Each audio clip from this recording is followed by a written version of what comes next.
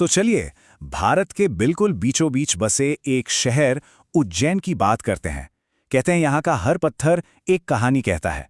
और आज हम उसी शहर के सबसे पवित्र, सबसे रहस्यमयी मंदिर महाकालेश्वर की कथा में उतरने वाले हैं।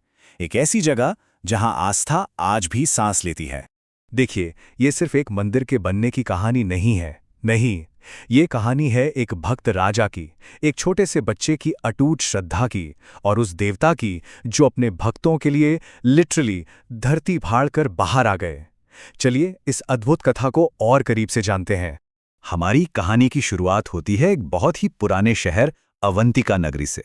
जी हाँ, वही जिसे आज हम सब उज्जैन के नाम से जानते हैं।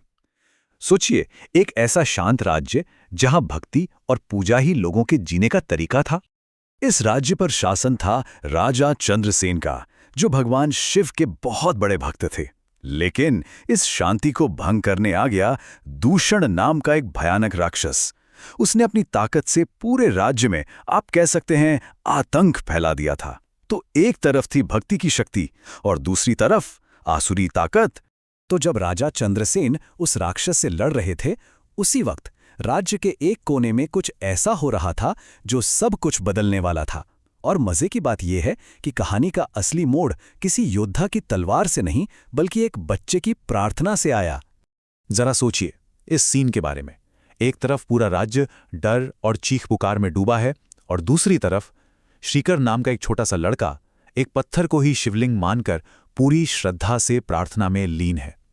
उसे बाहर के कोलाहल से कोई मतलब ही नहीं, और यही अटूट विश्वास उस चमत्कार का कारण बनने वाला था। और बस यहीं से कहानी अपने सबसे एपिक मोड़ पर पहुंचती है। वो पल जब भगवान शिव का सबसे शक्तिशाली, सबसे प्रचंड स्वरूप प्रकट होता है। उस छोटे से बच्चे की सच्ची पुकार ने ऐसा असर दिखाया कि भगवान शिव एक भयंकर हुंकार के साथ धरती फाड़कर महाकाल के रूप में प्रकट हो गए। और फिर उन्होंने एक ही पल में उस दुष्ट राक्षस दूषण का अंत कर दिया, अपने भक्तों को हमेशा हमेशा के लिए निर्भय कर दिया। तो इस एक अविश्वसनीय घटना ने उस जगह पर एक ऐसे पवित्र स्थल की नींव रखी जो आज भी, हजारों साल बाद भी, करोड़ों लोगों की आस्था का केंद्र बना हुआ है। पर यह ज्योतिर्लिंग आखिर होता क्या है? असल में ये भगवान शिव का वो दिव्य स्वरूप है जो रोशनी के एक अनंत स्तंभ, एक पिलर ऑफ लाइट के रूप में प्रकट होता है। पूरे देश में ऐसे 12 प्रमुख ज्योतिर्लिंग हैं और महाकालेश्वर उन्हीं में से एक है। राक्षस का वध हो गया तो भक्तों ने भगवान शिव से प्रार्थना की कि वो हमेशा के लिए वहीं बस जाएं, और उन्होंने ये प्रार्थना मान ली और वहां महाकालेश्वर ज्योतिर्लिंग के रूप में स्थापित हो गए। पर इसकी सबसे अनोखी बात पता है क्या है? ये दुनिया का इकलौता दक्षिणमुखी ज्योतिर्लिंग है। मतलब इसका मुंह दक्षिण दिशा की ओर है, जो मृत्यु की दिशा मानी जाती है। ये शिव के महाकाल यानी समय और मृत्यु के स्वामी होने का प्रतीक है।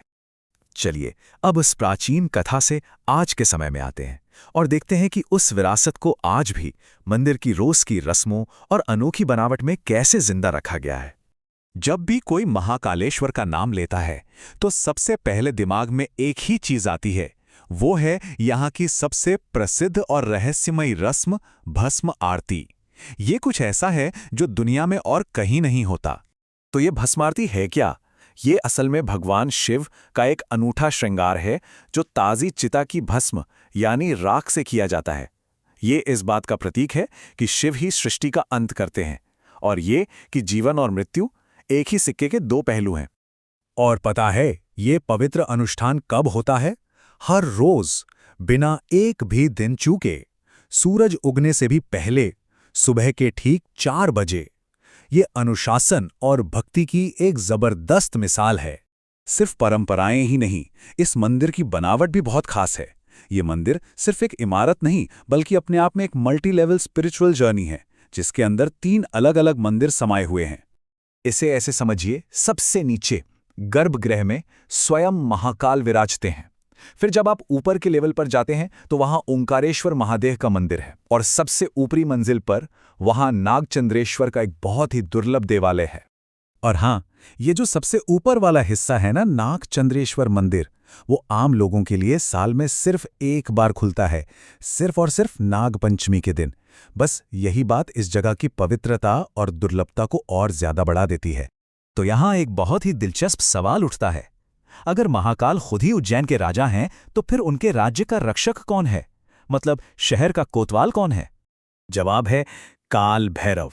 जी हां, उज्जैन शहर के कोतवाल हैं काल भैरव। और यही मान्यता हमें ये दिखाती है कि महाकाल की कहानी सिर्फ एक मंदिर की नहीं है, बल्कि ये एक पूरे आध्यात्मिक इकोसिस्टम का हिस्सा है, जिसकी जड़ें समय से भी कहीं ज्यादा गहरी हैं।